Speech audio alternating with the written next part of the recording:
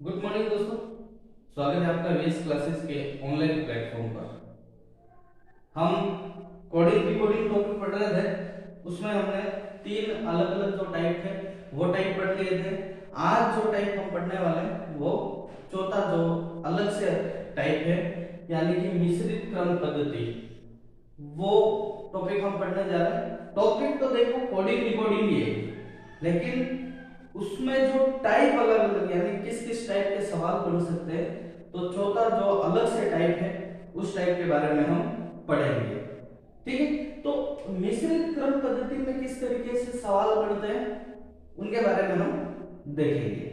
तो मिश्रित क्रम पद्धति में मैं अगर सवाल लिखूं तो सवाल कुछ इस तरीके से होगा। यदि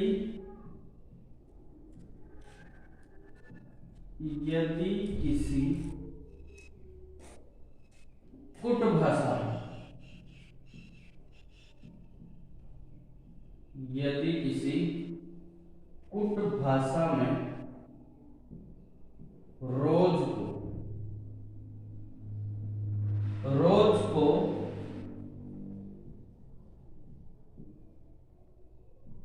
टी क्यू यू जी लिखा जाता है। यदि किसी कुट भाषा में रोज को टी क्यू यू जी लिखा जाता है, ये यू है, रोज को टी क्यू यू जी लिखा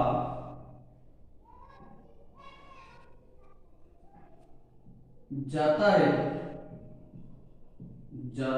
है तो ब्लू को क्या लिखेंगे? B L U B, B L U ई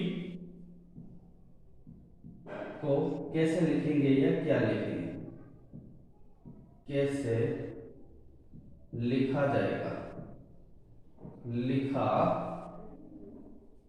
जाएगा। ठीक है, ये आपका सवाल बन गया।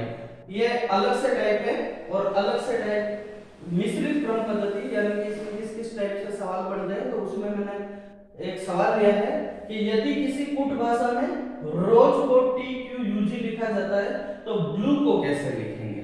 ठीक है, तो हम जिस दिन से कोडिंग डिकोडिंग पढ़ रहे हैं, मैंने आपको एक ही चीज बताई है कि पहले वाले में जो नियम लगाए गए होंगे वो के वो नियम आपके जो क्वेश्चन पूछा है उसमें लगेंगे। ठीक है, तो हम देखते हैं पहले वाले में क्या नियम लगाया गया है। आर ओ एस ई, ठीक है, आर ओ एस ई, रोज को इन्होंने क्या लिखा है? टी क्यू यू जी, क्या लिखा है? रोज को इन्होंने टी क्यू यू जी लिखा है।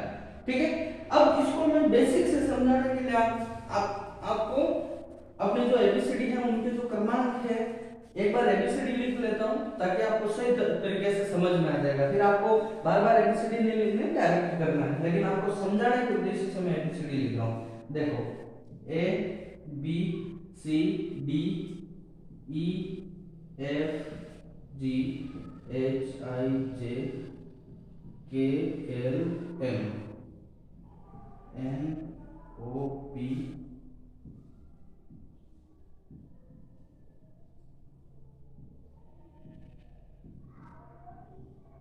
जेड। ठीक है, मैंने शुरू से जिस दिन से कोडिंग डिकोडिंग पढ़ाई है उस दिन से मैंने आपको ये कहा है कि आपको वर्णमाला जरूर ध्यान में रखनी है। एक बार फिर से मैंने ये यहाँ पे इसलिए लिखी है ताकि ये वाला सवाल जो है वो समझ में आ जाए आपको। ठीक है, अब मैंने क्या कहा कि एबीसीडी लिखने के बाद आपको उनके क्रमांक जो है वो अपने अपने तरीके से याद रखना है। ये मैंने यहाँ पे लिख लिए। अब आपको ये ध्यान रखना कि भाई आर कितने नंबर का है। ठीक है, अब इस सवाल में आपको इनके जो क्रमांक हैं वो लिख लेना है, ताकि अपने को आइडिया लग जाएगा इसमें कौन सा नियम प्रयोग किया गया है। तो अगर हम आर की बात करें तो आर ये इस जगह, ठीक है, आर यहां पे है तो 13, तो ये हो गए 14 15 16 17 18, कितने नंबर पे है? 18 नंबर पे। ठीक है, ओ 15 नंबर पे है। ठीक है, एस 19 नंबर पे है और ई जो है वो 5 नंबर पे है। कितने नंबर पे है? 5 नंबर पे है। अब इसी तरीके से अगर हम टी की बात करें, किसकी बात करें? टी की अगर हम बात करते हैं तो ये है 20 नंबर। कितना नंबर पे? 20 नंबर पे। क्यू की अगर हम बात करें तो ये हो गया आपके 17 नंबर पे। कितना नंबर पे? 17 नंबर पे। यू की अगर हम बात करें तो 19 20 21 और जी की अगर हम बात करें तो ये होता है 7 नंबर पे। कितना नंबर पे? 7 नंबर पे। ठीक है, अब इनके नंबर हमने पता कर लिए, ये नंबर से पता चल गया कि अब देखो आर 18 वाला है, ओ 15 वाला है, एस 19 वाला है, ई 5 वाला है, इसके भी अपन ने नंबरिंग कर लिए। अब यहाँ पे आपको आराम से पता चल रहा होगा कि इन्होंने इसमें जो नियम लगाया गया है ना, जैसे आर जो है इसके इसके सामने जो टी लिखा है इसमें इन्होंने 2 प्लस किए। यहां से अगर हम यहां लेके चलते तो इन्होंने कितने प्लस किए? 2। कितने प्लस किए? 2 प्लस किए। ठीक है, ओ से क्यू तक 2 प्लस किए, एस से यू तक 2 प्लस किए। यानी कि आपके जो सवाल है उस सवाल में इन्होंने 2 प्लस करके लिखे।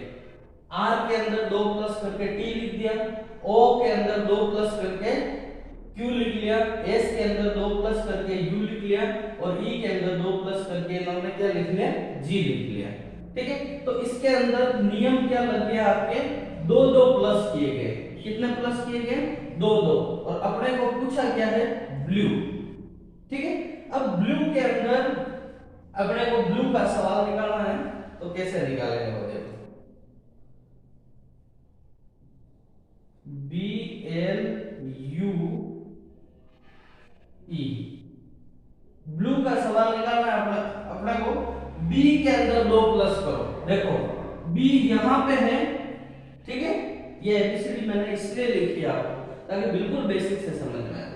बी यहां पे है, इसके अंदर हम अगर 2 प्लस करते हैं तो सी डी क्या आ गया?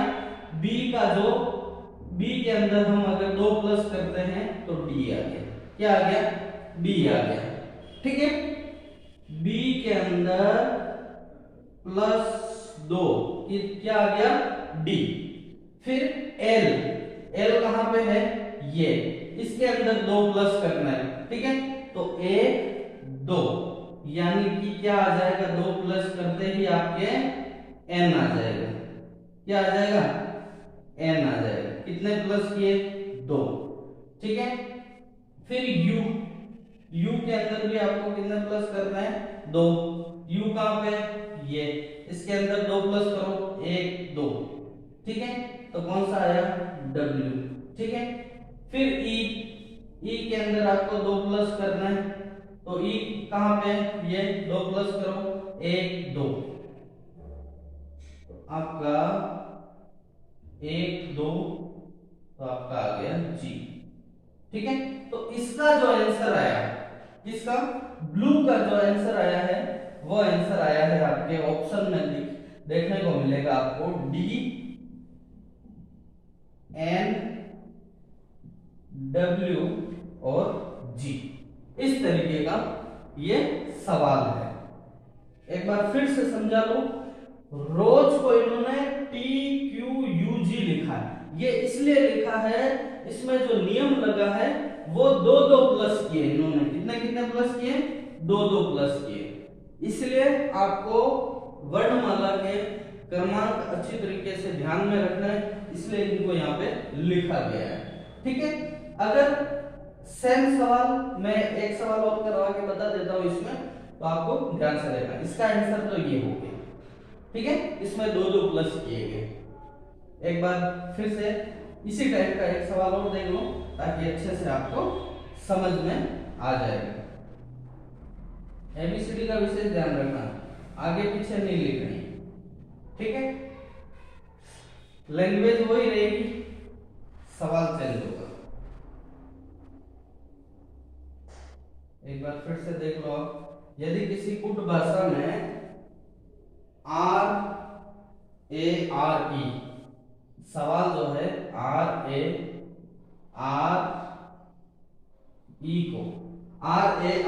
को SBSF लिखा जाता है, SBSF लिखा जाता है, तो एरिया को कैसे लिखेंगे, AREA को कैसे लिखेंगे, सेम सवाल है। ठीक है, यदि किसी कुट भाषा में रेयर को SBSF लिखा जाता है तो AREA को कैसे लिखा जाएगा। अब इसमें कौन सा नियम लगा है वो ध्यान में रखना है। ठीक है, तो इन्होंने RARE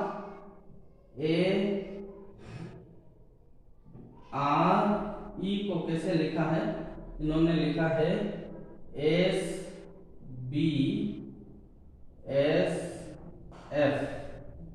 ठीक है, अब R अपने को पता है 18 पे आता है, A कितने पे आता है 1 पे, R 18 पे और E 5 पे। ठीक है, S जो है ये 19 पे आता है, B 2 पे आता है, S 19 पे आता है और F जो है ये 7 पे 6 पे आता है। कितने पे आता है 6 पे आता है। ठीक है, तो इसमें जो नियम लगा है वो देखो, R को इन्होंने S लिखा है तो R के अंदर 1 प्लस करके लिखा है, A को इन्होंने क्या लिखा है B, तो 1 प्लस करके लिखा है, यानी कि कुल मिला के इन्होंने 1 प्लस करके लिखा है। ये नियम अपने को पता चल गया कि इस वाले में जो कॉन्सेप्ट लगाया गया है 1 प्लस करके लिखा है।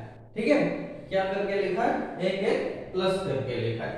तो सीधी सी बात है, आपको ज्यादा देखने की जरूरत ही नहीं है, सीधा सा 1 प्लस करके लिख लो।